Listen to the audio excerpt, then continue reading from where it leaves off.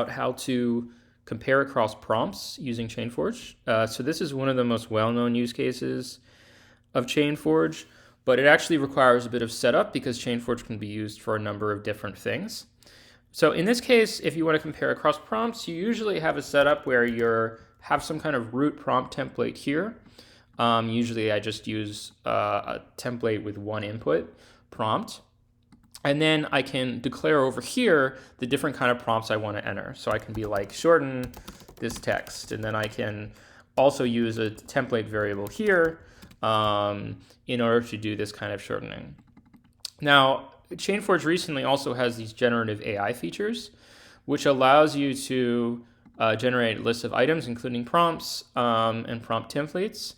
And this can sometimes shorten our development time. Because if I want to compare across prompts, I obviously need to enter multiple prompts here in order to try them out. So for now, let's sort of delete this, and we can, just for testing purposes, I can generate a list of prompts that take a dish name and output a snappy description.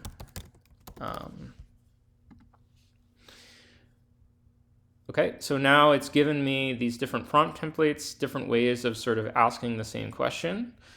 And I connect this up here to my prompt, but actually I'm not done because I also have another input here, dish name. And what I can do is I can chain this together, and I can use the generative AI features to generate some input data. So I can just generate a list of dishes, pizza, sushi, tacos, say like cultural dishes.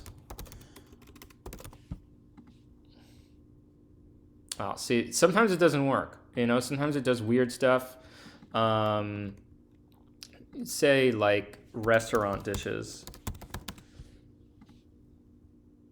Okay, so it generates a list of restaurant dishes, and I can use the extend feature to extend this, and now it just gives me more information. So I can link this up here, and now I have all of the combination, all of these inputs for all of these values here.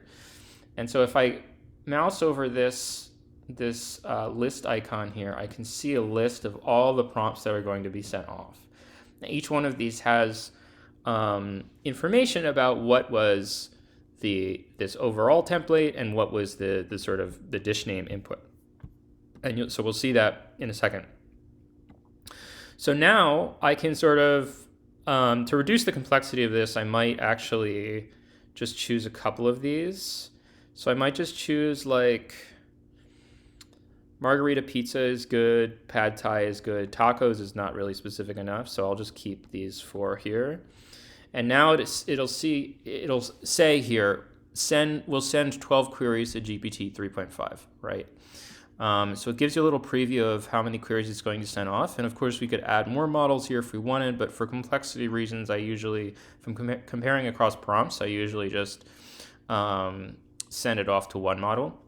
Now, if we ask it all of these different things, actually, let's see what's going to happen. So I send off, so as you see, it collects all these API responses. Okay. And now if I want to inspect the responses, I can either click here, or I can also open this sort of inspector jar.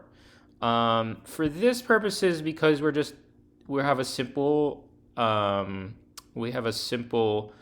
flow here, I kind of will just open this inspector drawer. Now you can see all these responses here, and they're parametrized by prompt, or however you can sort of group responses hierarchically by prompt and then dish name, and so you can sort of like see the response for every single parametrization of the inputs. So here it's responded for tell me about dish name, for margarita pizza, and this can be one way of navigating, but it's also a difficult way to compare across prompts. And so we have this little table icon here, and the table icon allows us to just compare across prompts directly. So here we can see we have tell me about dish name, give me a snappy description of dish name, describe dish name in a short and catchy way. And we can already see some differences here comparing across these different prompt inputs. So this is for the dish name spaghetti bolognese. You can already see that this short and catchy way gives a lot shorter responses than something on the left, which is tell me about dish name.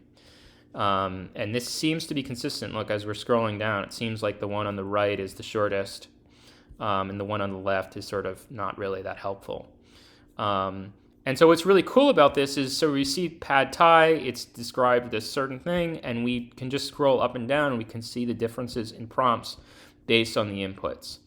And if we want, and the cool thing with ChainForge is if we want, we can just add more at will, press extend, or add more manually, beef stroganoff, tacos al pastor. Rerun this, so it'll just collect the queries that we need, and the queries over here will remain. Okay, and now we can scroll to the bottom and we'll see here sushi platter, beef stroganoff, tacos al pastor, and once again the one on the right is the sort of the shortest. So if I'm prompt engineering here, I would be like, oh, okay, well, we can get rid of this one on the left because this is way too long. And then this one in the middle is also probably too long for our purposes, but maybe we have another constraint. So I don't really know actually whether there's a better prompt besides this one in a short and catchy way. But what I'm going to do is I'm going to remove the other prompts because I don't like them. And I've kind of chosen this one. And let's see if we can do something even more interesting. So describe dish name in a short and catchy way. Let's say something in a short and snazzy. Give dish name a short and snazzy description, sure to make customers' mouths water. Okay. And so now, as you see again, it will only send off the queries that it needs to. So it already has all the queries for this particular prompt, but for this prompt it doesn't. So if I send it off again, it'll only send queries for this prompt. And then if I run it, as you see, so now on the left we see our chosen prompt, and on the right we see our revised prompt. And actually, the one on the right looks way longer. If I adjust this, it actually looks pretty long. It didn't keep it as short as I wanted. Tacos al pastor are a tantalizing symphony of succulence topped with, so it's actually, this is way too much. So let's see, a very brief and snappy description. Let's just give it that.